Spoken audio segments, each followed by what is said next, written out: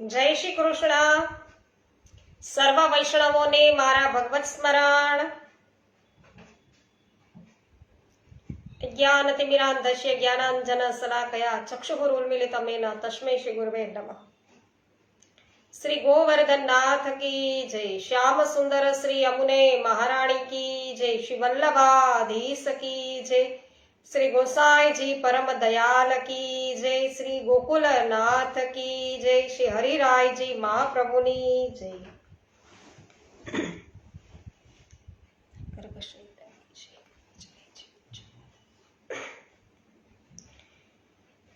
શ્રી ગર્ગ સંહિતા શ્રી મથુરાખંડ અધ્યાય છે 20મો લઈએ છીએ વૈષ્ણવો. બૌલાસ્ચ રાજા નારદજીને પૂછી રહ્યા છે કે હે મુને, સાક્ષાત ભગવાને વ્રજમંડળમાં પધારીને તે પછી ક્યાં કાર્યો છે કર્યા, કયા કાર્યો કર્યા? શ્રી રાધાજી તથા ગોપાંગનાઓને કયા પ્રકારે દર્શન દીધા? ગોપીઓના મનોરથ પૂરા કરવાના માટે પુનઃ મથુરામાં કેવી રીતે આવ્યા? અને હે વિપ્રેન્દ્ર, આપ પર્વેતાઓમાં સર્વશ્રેષ્ઠ છો, માટે આ બધી વાત તમે મને કહો. એટલે નારદજી કહે છે કે હે રાજન, સંધ્યાકાળમાં શ્રી રાધાજીનું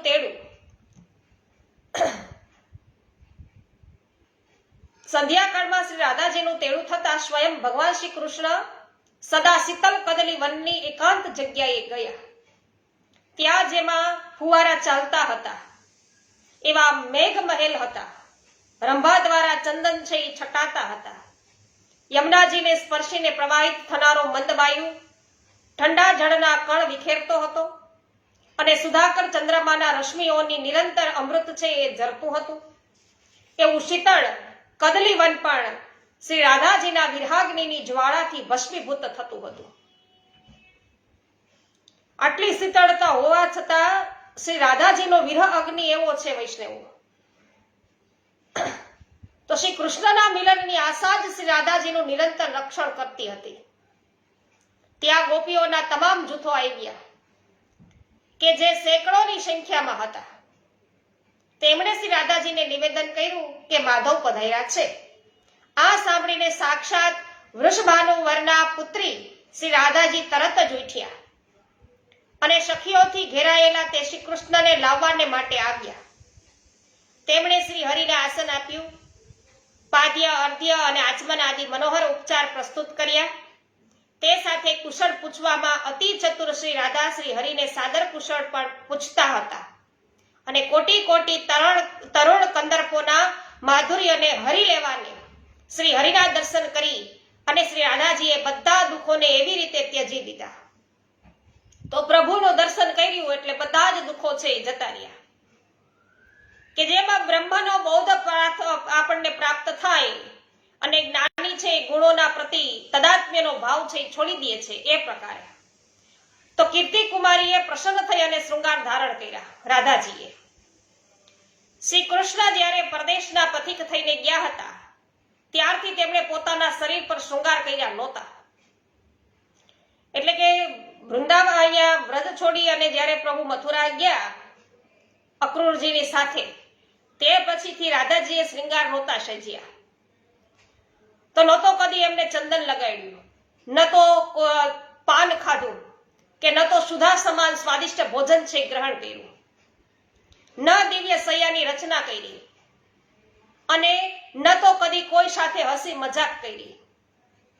પરિપૂર્ણતમ ભગવાનની પ્રિયતમા આનંદના અશ્રુ છે વહાવતા પોતાના પરિપૂર્ણતમ પ્રિયતમ શ્રી કૃષ્ણને ગદગદ વાણીમાં અત્યારે કહેવા લાગ્યા. તો પ્રભુ પધાર્યા છે, આનંદ આનંદ એમને થયો છે.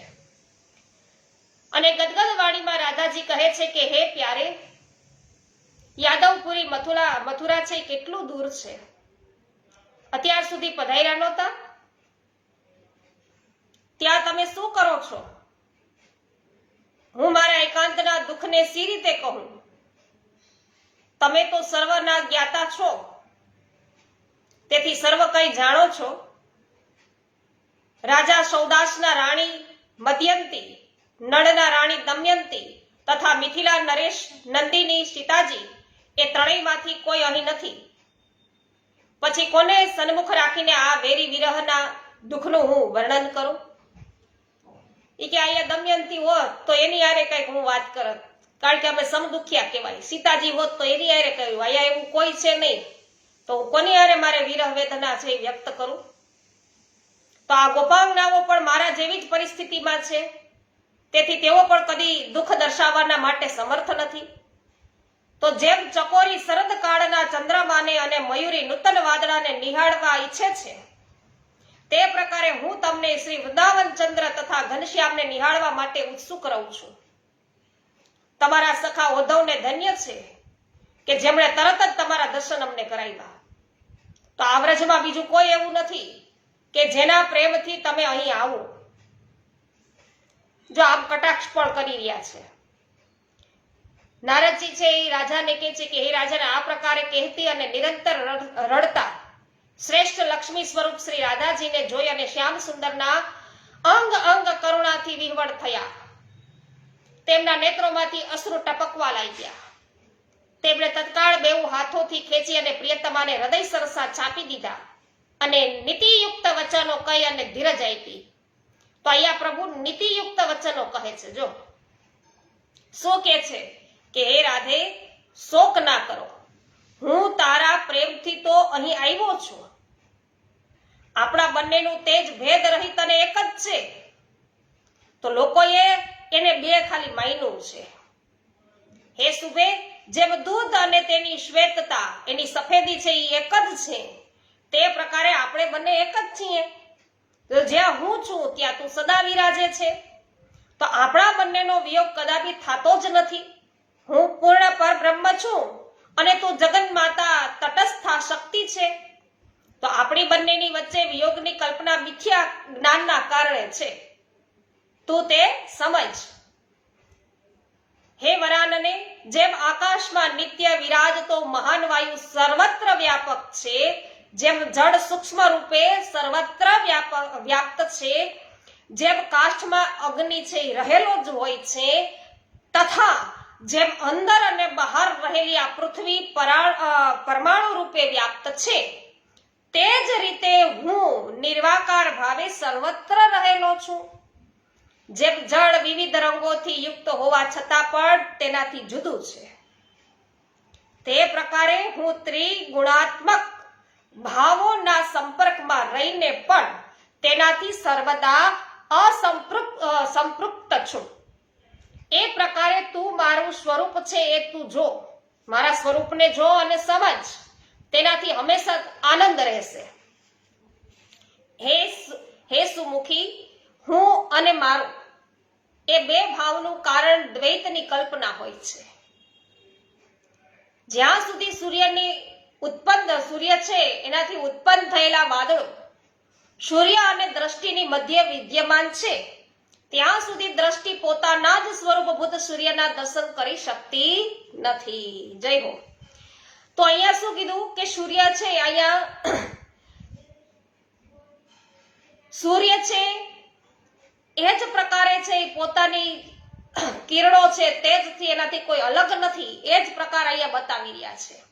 તે પ્રકારે જ્યાં સુધી પ્રાકૃત ગુણ વ્યદ્વધાન થઈ અને ઉભેલા છે, ત્યાં સુધી જીવાત્મા પોતાના જ સ્વરૂપભૂત પરમાત્માને જોઈ શકતા નથી. તો આ ત્રણેય ગુણોનું આવરણ દૂર થાય ને, તો દૂર થતા જ એ પરમાત્માનો સાક્ષાત્કાર કરે છે.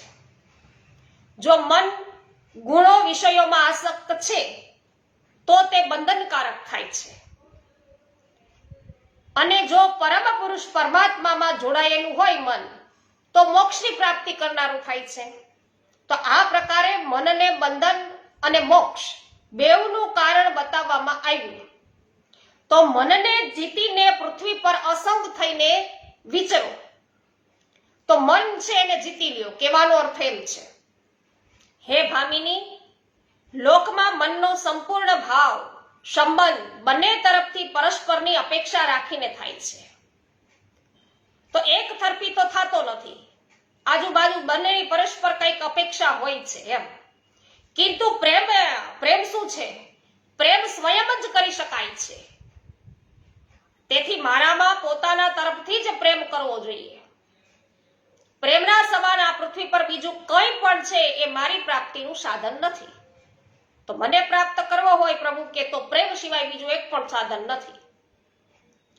નારદજી રાજાને કહે છે કે હે રાજન, શ્રી હરિના વચન સાંભળી અને કીર્તિ નંદિની શ્રી રાધાજીએ ગોપીઓની સાથે માધવ શ્રી કૃષ્ણનું પૂજન કર્યું. અને પછી કાર્તિક પૂર્ણિમાની રાત્રે ગોપીઓ અને શ્રી રાધાજીની સાથે રાસ મંડળમાં ઉપસ્થિત થઈને સાક્ષાત શ્રી હરિએ છે એ વેણુ બજાવી. હે રાજન, યમુનાજીની નિકટ રાસની રંગભૂમિમાં શ્રી રાધાજી તથા બીજી સુંદરી વ્રજ રમણીઓની સાથે રાધા વલ્લભ શ્રી કૃષ્ણ શોભા પામવા લાગ્યા. અને રાસમાં જેટલી ગોપાંગનાઓ હતી તેટલા રૂપ ધારણ કરીને વૃંદાવન અધીશ્વર શ્રી હરિ દિવ્ય વૃંદાવનમાં વિહાર કરવા લાગ્યા. તેમના ચરણોના નુપુર અને મંજરી છે એ વાગતી હતી. વનમાળા તેની શોભા વધારતી હતી. પિતાંબર પહેરીને, એક હાથમાં કમળ લઈને, પ્રાતઃકાલીન સૂર્યના સમાન કાંતિમાન મુગટ ધારણ કરીને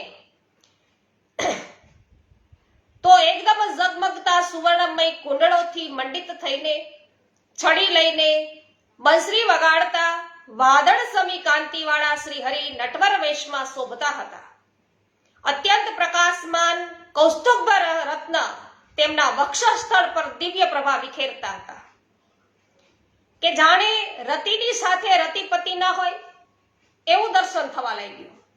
રાસ મંડળમાં શ્રી રાધાજીની સાથે તો એ પ્રકારે શોભતા હતા જાણે રતિપતિ છે એની સાથે રતિ છે એ રાસ છે એ રમતા હોય. તો જેમ સ્વર્ગમાં સચીની સાથે ઇન્દ્ર તથા આકાશમાં વીજળીની સાથે વાદળાઓ શોભે છે એ જ પ્રકારે છે એ શોભી રહ્યા હતા. અને વૃંદાવનમાં વૃંદા સાથે વૃંદાવનેશ્વરી જેમ શોભતા હતા એ જ પ્રકારે અત્યારે પ્રભુ છે એ રાધાજીની સાથે શોભી રહ્યા છે. એ વૃંદાવન, યમુના પુલિન, વન અને ઉપવનની શોભા નિહાળતા ગોપી સમુદાયની સાથે ગોવર્ધન પર્વત પર ગયા. અને ભગવાન વ્રજેશ્વરે જોયું તો સૌ યુથવાળી ગોપાંગનાઓને પોતાના સૌભાગ્ય પર અભિમાન આવ્યું છે. સૌભાગ્ય અભિમાન આવ્યું અત્યારે ગોપીઓને. ત્યારે શ્રી રાધાજીની સાથે તેઓ ત્યાં જ છે અંતર ધ્યાન થઈ ગયા. તો હવે તે શ્રી ગોવર્ધન થી 3 યોજન દૂર ચંદનની ગંધથી સુવાસિત સુંદર રોહિતા ચડ ચાલ્યા ગયા. અને શ્રી રાધાજીની સાથે ત્યાંની લતા કુંજો અને નિકુંજોને નિહાળતા તથા વાર્તાલાપ કરતા સોનેરી લતાઓના આશ્રયભૂતે પર્વત પર વિચરવા લાગ્યા. ત્યાં બદ્રીનાથના દ્વારા નિર્મિત રમણીય દેવ સરોવર છે કે જે મોટા મોટા મત્સ્યો, કાચબા અને મગર આદિ જળ જંતુઓ તથા હંસ, સારસ આદિ પક્ષીઓથી વ્યાપ્ત હતું. સહસ્ત્રદળ કમળ શોભા વધારતા હતા. આમ તેમ ફરતા ભ્રમરો, મધુર ધ્વનિયુક્ત નર કોકિલાની કાકલી ત્યાં બધી બાજુ છે એ ઘૂમતા હતા. અને તેના તટ પર મંદ મંદ વાયુ વાતો હતો અને પ્રફુલ્લ કમળોની સુગંધ છવાયેલી હતી. રમા સ્વરૂપા રાધાજીની સાથે માધવ એ સરોવરના કિનારે બેઠા. એ સરોવરના કિનારા પર મહામુનિ ઋભુ એક પગે ઉભા રહી અને ત્યાં તપસ્યા કરતા હતા. અને નિરંતર શ્રી કૃષ્ણના ચિંતનમાં તેઓ તત્પર હતા. તો 6,06,000 વર્ષોથી તેઓ ત્યાં નિરાહાર એટલે કે કોઈ પણ પ્રકારનો આહાર કર્યા વગર, નિર્જળ રહીને, જળ પીધા વગર શાંત ભાવે તપમાં લીન હતા. એટલા વખતથી તેઓ છે એ તપ કરતા હતા. 6,06,000 વર્ષોથી. તો શ્રી કૃષ્ણ ભગવાનને તેમણે જોયા. શ્રી રાધાજીએ તેમને જોઈને મલકતા પૂછ્યું કે આ કોણ છે? માધવ કે હે પ્રિય, તેમનું મહાત્મ્ય વધારો હોય કે ભક્ત છે. તો આ મહામુનિની ભક્તિ તો જુઓ કે. આમ કહીને શ્રી કૃષ્ણએ રૂભો નામ છે એ દઈ અને મોટેથી એમને બોલાવ્યા, કિંતુ તેમણે પ્રભુજીનું શુભ વચન સાંભળ્યું નહીં. તો આ મુનિએ છે એ પ્રભુના અવાજ છે એ સાંભળ્યો નહીં, કેમ કે તેઓ ધ્યાનની ચરમ અવસ્થા સમાધિમાં પહોંચી ગયા હતા. ત્યારે શ્રી હરિ તે વખતે મુનિના હૃદયથી તત્કાળ તિરોહિત થયા. તો શ્રી હરિને ધ્યાનથી નિર્ગત થવાના કારણે નહીં જોઈ અને મુનિન્દ્ર રૂભુ અત્યંત આશ્ચર્ય પામ્યા. અને પછી તો તેમણે નેત્રો ઉઘાડી પોતાની સમક્ષ વીજળી સાથે વાદળા પેઠે શ્રી રાધાજી સાથે શ્રી કૃષ્ણ ભગવાનને દીઠા, કે જે પોતાના પ્રભાવથી દસે દિશાઓને પ્રકાશિત કરતા હતા. આ જોઈને તે હરિભક્તિ પરાયણ મહાત્મા તરત જ ઉઠી ગયા અને શ્રી રાધાજી સહિત શ્રી હરિની પરિક્રમા કરીને મસ્તક ઝુકાવીને પ્રણામ કરતા તેમના ચરણોમાં પડ્યા. પછી અત્યંત ગદગદ વાણીમાં શ્રી કૃષ્ણને કહ્યું. તો શ્રી રૂભુ બોલ્યા છે, શ્રી કૃષ્ણ અને કૃષ્ણજીને નમસ્કાર, શ્રી રાધાજી અને માધવને નમસ્કાર, પરિપૂર્ણતમા અને પરિપૂર્ણ તમને નમસ્કાર. ગોલોકાતીત લીલાવાળા શ્રી કૃષ્ણને તથા લીલાવતી શ્રી રાધાજીને વારંવાર નમસ્કાર હો. આપ બંને ભૂહાર હરણ કરવાના માટે આ પૃથ્વી પર જન્મેલા છો.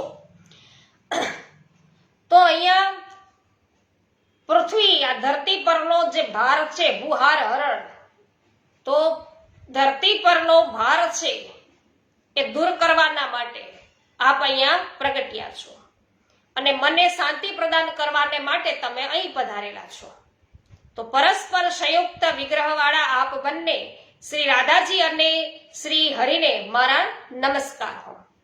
નારદજી બોલ્યા કે હે રાજન, આમ કહીને શ્રી કૃષ્ણના ચરણાર વિંદોમાં નેત્રોમાંથી પ્રેમ અશ્રુની વર્ષા કરતા પ્રેમાનંદ નિમગ્ન મહામુનિ રૂભુએ પોતાના પ્રાણ ત્યાં ત્યજ્યા. અને તે વખતે તેમના શરીરમાંથી 10 સૂર્યો સમાન દીપ્તિમતી જ્યોતિ નીકળી અને 10 દિશાઓમાં ઘૂમતી શ્રી કૃષ્ણમાં વિલીન થઈ ગઈ. તો પોતાના ભક્તની આ પ્રેમ લક્ષણા ભક્તિ જોઈ અને શ્રી કૃષ્ણએ પોતાના નેત્રોથી આનંદાશ્રુ વહાવતા અત્યંત પ્રેમપૂર્વક તેમનું નામ લઈ અને પોકાર કર્યો. ત્યારે શ્રી કૃષ્ણ જેવું રૂપ ધારણ કરેલા તે મુનિ શ્રી કૃષ્ણના ચરણ કમળથી પુનઃ પ્રગટ્યા. તો એ ઋષિ પુનઃ છે પ્રભુના ચરણ કમળથી પ્રગટ્યા અને તે વખતે તેમનું સૌંદર્ય કોટી કોટી કંદર્પોને પણ તિરસ્કારતું હતું અને તે વિનયપૂર્વક મસ્તક નમાવીને ત્યાં ઊભા હતા. અને કરુણાનિધિ શ્રી કૃષ્ણે તેમને ભુજાઓમાં છે એ ભેટીને હૃદય સરસા ચાપ્યા એ મુનિને અને આશ્વાસન આપીને પોતાના દિવ્ય અને કલ્યાણકારી હાથ તેમના મસ્તક પર પ્રભુએ મૂક્યા.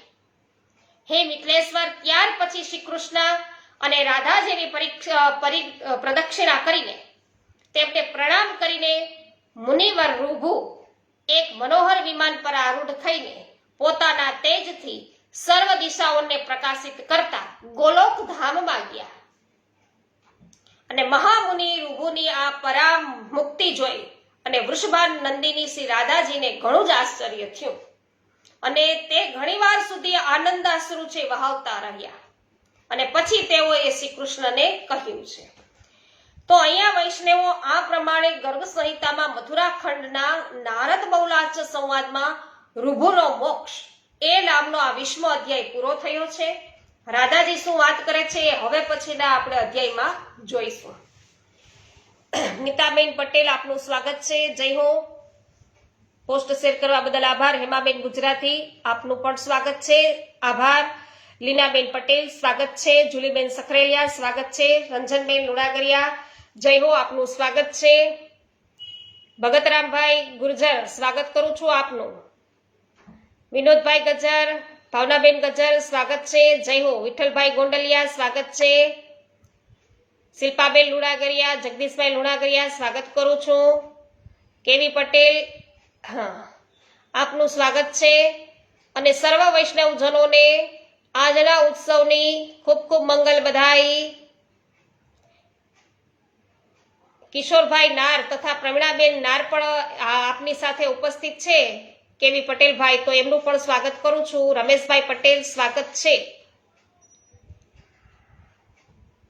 હા, સર્વને બધાઈ હો. જીતુભાઈ બોકિયા સ્વાગત છે. ગોપાલભાઈ છત્રાડા સ્વાગત છે. મંગલાબેન રૂપારેલ સ્વાગત છે. પાવતીબેન ઠુમર સ્વાગત કરું છું. રંજનબેન હેમાબેન જય હો. બીઆર આરદેશણા સ્વાગત છે. જય હો વિનોદભાઈ. હેમાબેન જય હો. લલિતાબેન અકબરી સ્વાગત છે. અર્જણભાઈ કડછા સ્વાગત કરું છું. શૈલેષભાઈ દુધાત્રા સ્વાગત છે. પોસ્ટ શેર કરવા બદલ આભાર. જે.આર. વડાલિયા સ્વાગત છે. પોસ્ટ શેર કરવા બદલ આભાર. ધનસુખભાઈ જોશી સ્વાગત કરું છું. માધુરીબેન મિસ્ત્રી આપનું પણ સ્વાગત છે. હંસાબેન પટેલ, ગીતાબેન ભુવા, કરશનભાઈ ભુવા, અમરીશભાઈ છત્રાડા, સર્વ વૈષ્ણવજનોનું સ્વાગત છે. જોશનાબેન સાંગાણી સ્વાગત છે. સવિતાબેન ગોધાણી, ભાનુબેન સોની સ્વાગત કરું છું. કાંતાબેન કોઠડિયા સ્વાગત છે. સોનલબેન સતાશિયા, જમનભાઈ વાડી સ્વાગત છે. બિપિનભાઈ ડોબરિયા, મનીષાબેન અઘેરા સ્વાગત છે. પોસ્ટ શેર કરવા બદલ આભાર. કાંતાબેન ઘુમલિયા, ગોપાલભાઈ ઘુમલિયા સ્વાગત કરું છું. નૂતનબેન જાવિયા સ્વાગત છે. હા, આજના ઉત્સવની સર્વને ખૂબ ખૂબ મંગલ બધાઈ. સર્વપ્રથમ શ્રીનાથજી બાવા છે વૈષ્ણવો, દેવ દમન પ્રભુ શ્રી ગોવર્ધનનાથજી નિકુંજ નાયક છે.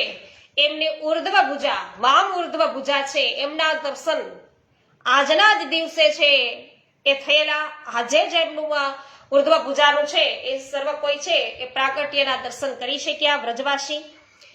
અને આજથી વૈષ્ણવો આપણે નાગપાંચમના દિવસે જ દર્શન થયા છે, એટલે ને તો અંદર છે એ વામ ભુજાનું પ્રાગટ્ય થઈ ચૂક્યું હતું ત્રીજના દિવસે. તો એક આખો વિડીયો છે આપણે મેં અપલોડ કર્યો જ છે, એટલે તમે વિસ્તારથી છે આ વાર્તા પ્રસંગ છે એ સાંભળી શકશો. એટલે અવશ્ય બધા નિહાળજો. સર્વને ખૂબ ખૂબ મંગલ બધાઈ. પ્રભુ શ્રીનાથજી બાવા છે એ સર્વ કોઈનો ઉદ્ધાર કરવા, સર્વ કોઈના મનોરથ કરવા છે ભૂતલ પર છે પ્રજ્ઞા. અને જ્યાં વૈષ્ણવો એમના મુખારવિંદનું પ્રાગટ્ય થાય એ જ સમયે શ્રી વલ્લભનું પ્રાગટ્ય 11 દિવસે. એટલે ખૂબ જ આનંદનો દિવસ છે વૈષ્ણવો આજે. મનીષાબેન માકડિયા જય હો, આપનું પણ સ્વાગત કરું છું. દિનેશભાઈ મગુડિયા સ્વાગત છે.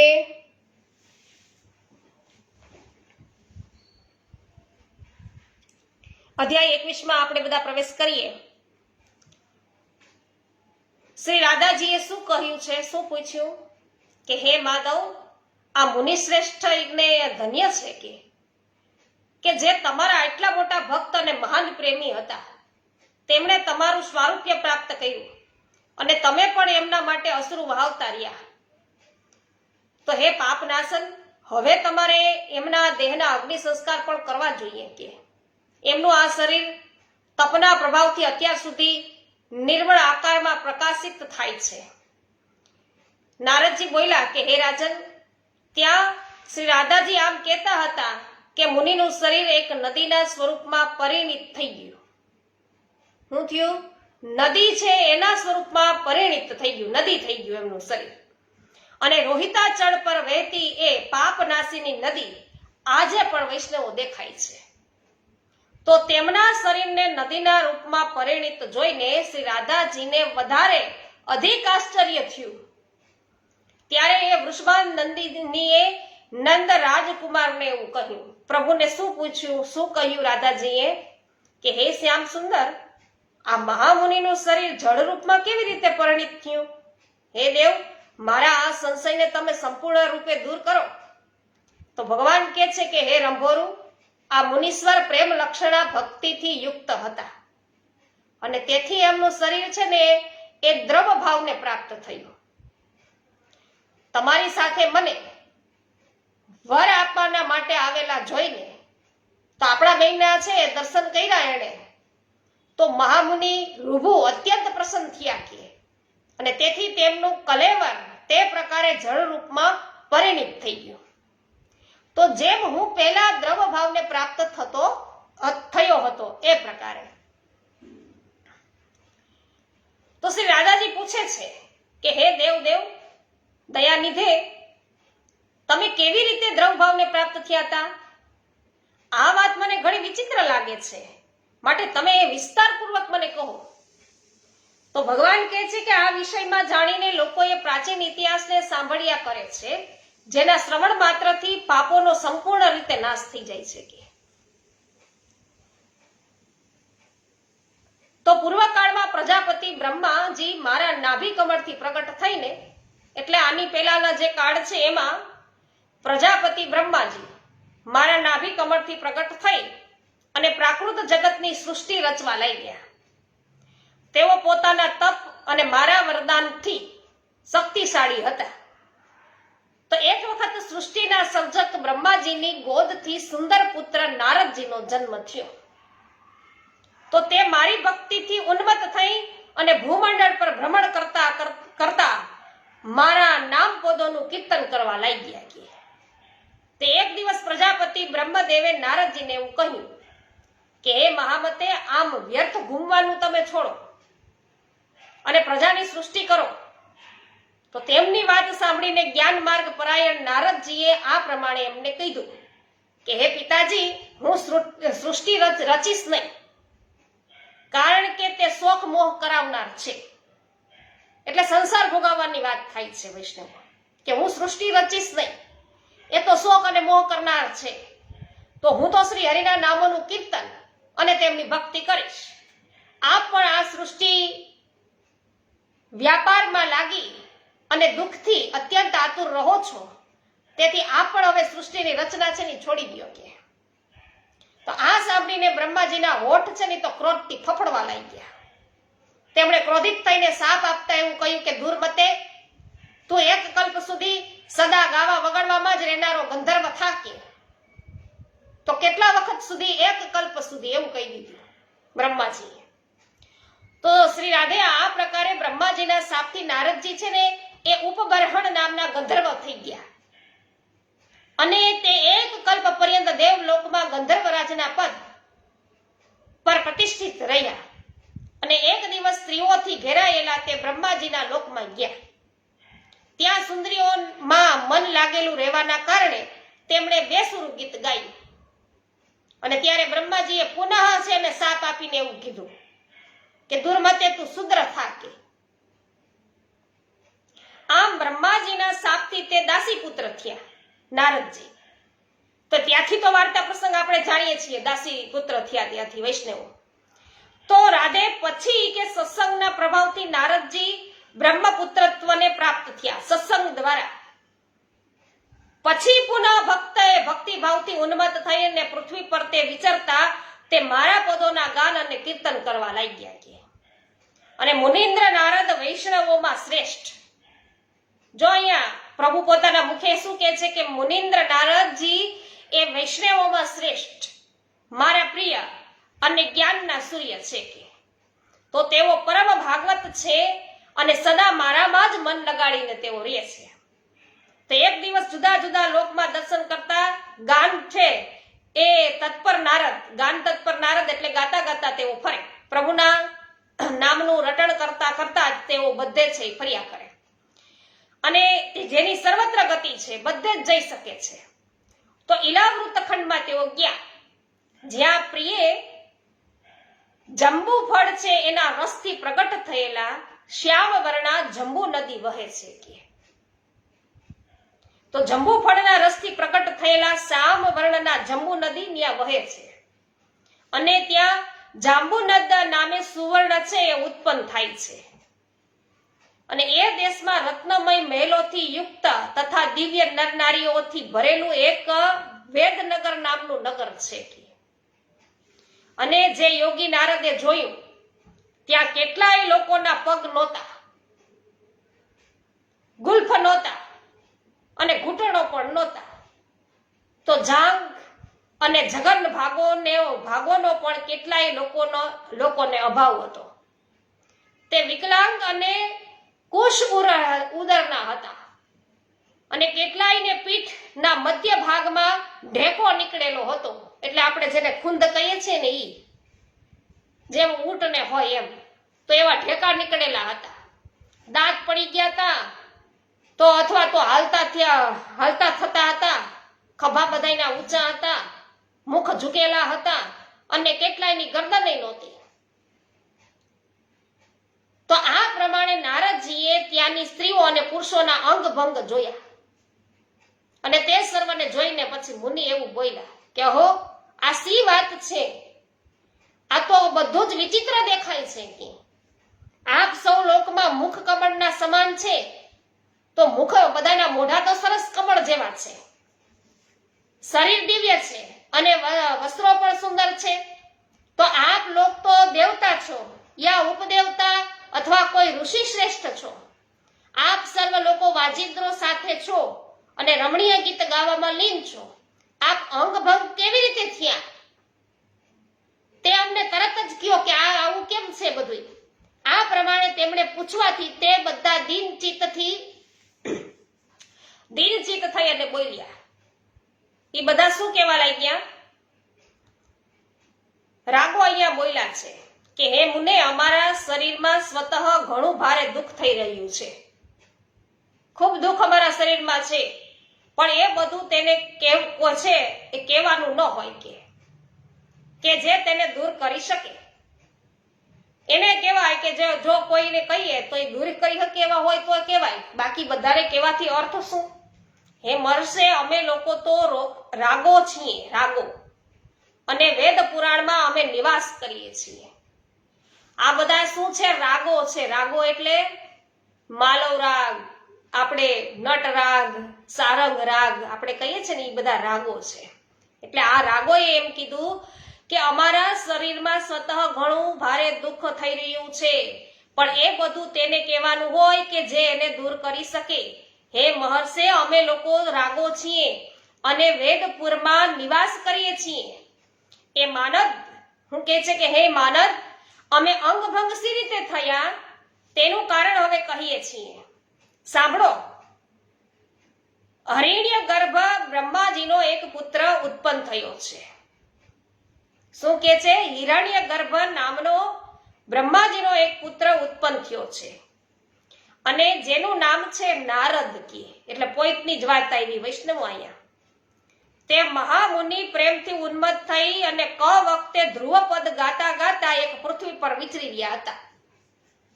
તો અહીંયા ક વખતે એટલે ક સમયે ન ગાવાનું હોય એવા સમયે ધ્રુવપદ ગાતા ગાતા પૃથ્વી પર વિચરી રહ્યા હતા અને તેના તાલ સ્વર રહિત અસામાયિક ગાનો વિગાનોથી અમે બધા અંગભંગ થયા છીએ. તો તેમની આ વાત સાંભળીને નારદજીને મહર્ષ આશ્ચર્ય થયું કે આ હું? તેઓનો અહમ ગળી ગયો. હાય હાય, કે મારા કારણે આવું થઈ ગયું છે આ બધાને. તો એને તો રાગો છે, એને હસતા બોલ્યા. રાગો હસતા બોલ્યા શું કે હે રાગગણ, મને સત્વરે તમે કહો, નારદ મુનિને કયા પ્રકારે કાળ તથા તાલનું જ્ઞાન થઈ શકે કે જેનાથી તે સ્વરયુક્ત ગીત ગાઈ શકે? તો રાગો બોલ્યા કે સાક્ષાત વૈકુંઠનાથની પ્રિય પત્નીઓમાં મુખ્ય સરસ્વતી દેવી જો નારદને સંગીતનું શિક્ષણ આપે તો તે મુનિ કયો રાગ છે, કયા વખતે કયા તાલ સ્વરથી ગાવો જોઈએ તે જાણી શકશે. તો તેમની આ વાત સુણીને દિનવત્સલ નારદજી સરસ્વતીની કૃપા પ્રસાદ પ્રાપ્ત કરવાને માટે તરત જ શુભ્રગીરી પર ચાલ્યા ગયા અને ત્યાં તેમણે 100 દિવ્ય વર્ષ સુધી સતત અત્યંત કઠોર તપસ્યા કરી. નારદજીએ હે વ્રજેશ્વરી, તેમણે અન્ન જળ ત્યજીને કેવળ સરસ્વતીના ધ્યાનમાં મનને લગાડેલું હતું અને નારદજીની તપસ્યાથી એ પર્વત પોતાનું શુભ્ર નામ છે છોડી અને નારદગીરી નામે પ્રખ્યાત થઈ ગયો. કારણ કે ન્યા એટલો વખત નારદજીએ તપ કર્યો એટલે તો આખો પર્વત તેમના તપશ્ચર્યાથી પવિત્ર થઈ ગયો અને તપ સમાપ્ત થતા સાક્ષાત વાગ દેવતા વિષ્ણુ પ્રિયા શ્રી સરસ્વતીજી છે ત્યાં આવ્યા અને નારદજીએ દિવ્ય વર્ણા દેવીને જોઈ અને તેઓ એકાએક ઉઠી અને ઊભા થયા અને તેમને નમસ્કાર કરી પરિક્રમા કરી નતમસ્તક થઈને તે મુનીશ્વર સરસ્વતી દેવીના રૂપ, ગુણ અને માધુર્યની સ્તુતિ કરવા લાગ્યા. તો નારદજી બોલ્યા છે કે નવીન સૂર્યના બિંબની ધૃતિને ગળનાર અને હાલતા રત્નમય કર્ણફૂલ, કેયુર, કિરીટ અને કંકણ જેની શોભા વધારે છે તથા જે ચમકતા અને ઝંકાર કરતા નુપુરના રવથી રંજિત થાય છે તે કોટી ચંદ્રમાઓથી પણ અધિક ઉજ્જવળ મુખવાળા સરસ્વતી દેવીને હું નમસ્કાર કરું છું. તો જે ચંચળ ચરણ અને ચંચુપુટવાળા ઉડતા કલહંસ પર વિરાજમાન થઈને તેમના નિર્મળ મુક્તા ફળોના અનેક હાર ધારણ કરે છે તે સૌભાગ્યશાળીની સરસ્વતી દેવીને હું પ્રણામ કરું છું. જે પોતાના બંને પાર્શ્વના બબ્બે નિર્મળ હાથોમાં ક્રમશઃ વર, અભય, પુસ્તક તથા ઉત્તમ વીણા ધારણ કરે છે તે જગન્મયી, બ્રહ્મમયી, સુભદા અને મનોહરા સરસ્વતી દેવીને હું નમસ્કાર કરું છું. શ્વેત વર્ણની લહેરદાર રેશમી સાડી પહેરનાર અવિત મંડળ સ્વરૂપ સરસ્વતી, મને તાલ સ્વરનું જ્ઞાન છે આપ પ્રદાન કરો કે જેથી હું અવિનાશી અને સર્વોત્કૃષ્ટ રાસ મંડળમાં સર્વોપરી અદ્વિતીય સંગીત યજ્ઞ થઈ જાય. તો શ્રી ભગવાન અત્યારે રાધાજીને કહે છે કે શ્રી રાધે, સરસ્વતીનું આ નારદોયુક્ત દિવ્ય સ્ત્રોત છે એ જડતાનો નાશ કરનારું છે. જે પ્રાતઃ કાળે ઉઠી અને એનો પાઠ કરશે ને તે આ લોકમાં વિદ્યમાન કે થશે, વિદ્યવાન થઈ જશે. અને ત્યારે પ્રસન્ન થયેલા વાઘ દેવતાએ મહાત્મા નારદજીને ભગવત પ્રદત્ત સ્વર બ્રહ્મથી વિભૂષિત અને એને એક પ્રકારની વીણા છે એ પ્રદાન કરી, એક વીણા પ્રદાન કરી એમણે. અને તે જ સાથે રાગ રાગિણી તેના પુત્ર દેશકાળ આદિકૃત ભેદ તથા તાલ, લય અને સ્વરોનું જ્ઞાન છે એ પણ એમને દીધું. તો ગ્રામોના 56 કોટી ભેદ અને અસંખ્ય અવંતાર ભેદ, નૃત્ય, વાજિંત્ર અને સુંદર મૂર્છના એ સર્વનું જ્ઞાન નારદજીને પ્રાપ્ત થઈ ગયું. અને વૈકુંઠપતિ છે એ પ્રિયાઓમાં મુખ્ય સરસ્વતી દેવીએ સ્વરગમ્ય સિદ્ધિપદો દ્વારા નારદજીને સંગીતનું શિક્ષણ આપ્યું. તો રાધે, શ્રી નારદજીને રાસ મંડળના ઉપયુક્ત અદ્વિતીય રાગોદ્ભાવક બનાવીને વિષ્ણુ વલ્લભા વાઘદેવી વૈકુંઠ ધામમાં પાછા ચાલ્યા ગયા. તો આ પ્રમાણે શ્રી ગર્ગ સંહિતામાં મથુરા ખંડના શ્રી નારદ બહુલા સંવાદમાં નારદોપાખ્યાન નામનો આ 21મો અધ્યાય છે એ પૂરો થયો. તો નારદજી ગોલોકમાં શ્રી કૃષ્ણ સમક્ષ કલાનું પ્રદર્શન હવે પછી કેવી રીતે કરે છે અને શ્રી કૃષ્ણ દ્રવ્ય રૂપ કેવી રીતે થયા એ વાત તો હજી બાકી જ રહી ગઈ. તો એ આપણે આવતીકાલે વૈષ્ણવો જોઈશું. શ્રી ગોવર્ધનનાથ કી જય. ભરતભાઈ દેપાણી, જય હો, આપનું સ્વાગત છે. જયશ્રીબેન થાનકી, સ્વાગત છે. હેમાબેન, જય હો. નીતાબેન, આભાર. મુકેશભાઈ અઘેરા, સ્વાગત કરું છું. બાબુભાઈ ગોટી, સ્વાગત છે. જય હો વિનોદભાઈ. પરેશભાઈ ગજેરા, સ્વાગત છે. પોસ્ટ શેર કરવા બદલ આભાર. JR વડાલિયા, જય હો. નીતાબેન, જય હો. શૈલેષભાઈ દુધાત્રા, જય હો. પરેશભાઈ વાયદા, આપનું સ્વાગત છે. આભાર આપનો શુભેચ્છાઓ પાઠવવા બદલ પરેશભાઈ. શૈલેષભાઈ પ્રજાપતિ, આપનું સ્વાગત છે. તમને પણ બધાઈ ખૂબ ખૂબ. લલિતાબેન અકબારી, સ્વાગત છે. જય હો. કિશોરભાઈ સાંગાણી, સ્વાગત કરું છું. રાજશ્રીબેન શાહ, સ્વાગત છે. અરુણભાઈ જસાણી, સ્વાગત કરું છું. મનીષાબેન માકડિયા, જય હો. જય હો વિનોદભાઈ.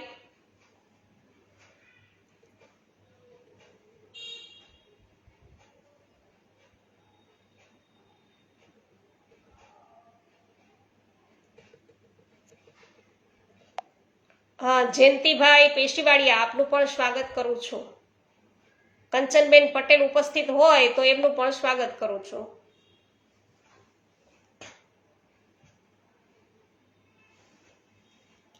શ્રી ગોવર્ધનનાથ કી જય. શ્યામ સુંદર શ્રી યમુને મહારાણી કી જય. શ્રી વલ્લભાધીશ કી જય.